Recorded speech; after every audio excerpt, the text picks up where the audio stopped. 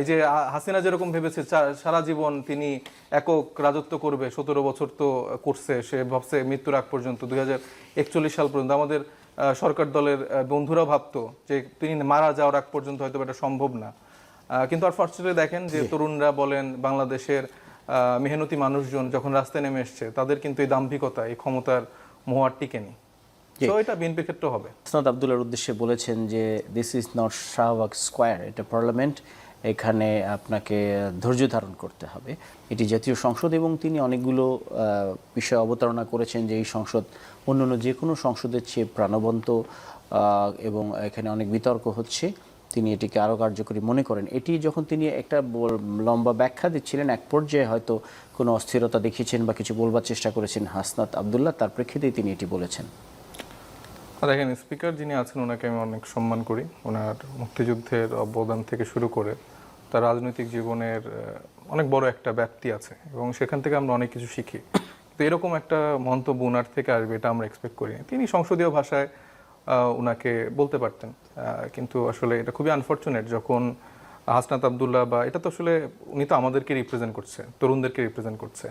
তো আসলে উনারও মনে রাখা উচিত যে আসলে এই হাসনাত আবদুল্লাহরা আমরা আসলে যদি শাহবাগে না নামতাম, রাজপথে না নামতাম, ওনারা আসলে স্পিকারের আসনে বসে এই কথাটা বলার সুযোগ হয়তো হতো না। আসলে সংসদে যা হচ্ছে, আমি ব্যক্তিগতভাবে এবং আমার মনে হয় যে আমাদের মতো যেটা তরুণরা আছে তারা প্রচণ্ড হতাশ। কারণ বিএনপিকে তো আসলে আমরা চিন্তা করেছিলাম যে আসলে মানে আমরা তো সব সেম ফেজে ছিলাম, একসাথে আমরা রাজপথে লড়াই করেছি। তো আমরা ধরে নিয়েছিলাম যে যেই মানুষগুলো আসলে জুলুমের শিকার হয়েছে, যেই মানুষগুলো যেই কষ্টগুলো দিয়ে গিয়েছে, তারা হয়তো এই ব্যাপারগুলোকে মানে বাতিল করবে না। কিন্তু আমরা দেখছি যে যে 11টি 133টা অধ্যাদেশ আছে, তার মধ্যে যে গুরুত্বপূর্ণ অধ্যাদেশগুলো তারা বাতিল করেছে, সেগুলো আসলে বাতিলটা তাদের পক্ষে করা কোনোভাবেই ঠিক হয়নি। সো আমি এটা অনেকবার বলছি যে আসলে মানে বিপদ কেটে গেলে মানুষ বিএনপি হয়ে যায়। তো এটার একটা প্রকৃত উদাহরণ আসলে স্পিকার সাহেব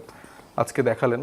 এবং দেন এগেইন মানে আসলে খুব হতাশার সময় আমরা পার করছি। যেই চিন্তা ছিল আমাদের যে আমরা আসলে অনেক দিনের একটা লড়াই করেছি সবাই মিলে 17 বছর, আবার এখন আমরা একটা সুন্দর একটা জার্নির দিকে যাচ্ছি, কিন্তু আমরা দেখছি সেই জার্নিটা আবার জিরোতে চলে গিয়েছে। সো আমাদের আবার জিরো থেকে শুরু করতে হচ্ছে। আওয়ামী লীগের মতোই, আওয়ামী লীগ না, আওয়ামী লীগের থেকে আমি মনে করি তার আরেকটু বেটার ভার্সনের মানে খারাপ একটা সরকারের দিকে যেতে যাচ্ছে, যারা আসলে মুখে মুখে বলছে হ্যাঁ আমরা তো এটা করছি, আমরা তো ওইটা করছি, আমরা এইটা ওইটা, বাট আনফরচুনেটলি তারা আওয়ামী লীগের থেকেও খারাপ হওয়ার চেষ্টা করবে। কিন্তু দেখা যাক থেকে তারা খারাপ হয়ে কি লাভ বিএনপি, সেটাই তো আমি বুঝতে পারি না যে আসলে তাদের কি লাভ। এই যে ক্ষমতার মোহে যে তারা পড়ে যায়, এই যে হাসিনা যেরকম ভেবেছে সারা জীবন তিনি একক রাজত্ব করবে, 17 বছর তো করছে, সে ভাবছে মৃত্যুর আগ পর্যন্ত 2041 সাল পর্যন্ত। আমাদের সরকার দলের বন্ধুরা ভাবতো যে তিনি মারা যাওয়ার আগ পর্যন্ত হয়তো এটা সম্ভব না। কিন্তু আনফরচুনেটলি দেখেন যে তরুণরা বলেন, বাংলাদেশের মেহনতি মানুষজন যখন রাস্তায় নেমে এসছে, তাদের কিন্তু এই দাম্ভিকতা, এই ক্ষমতার মোহ আর টিকেনি। তো এটা বিএনপির ক্ষেত্রে হবে।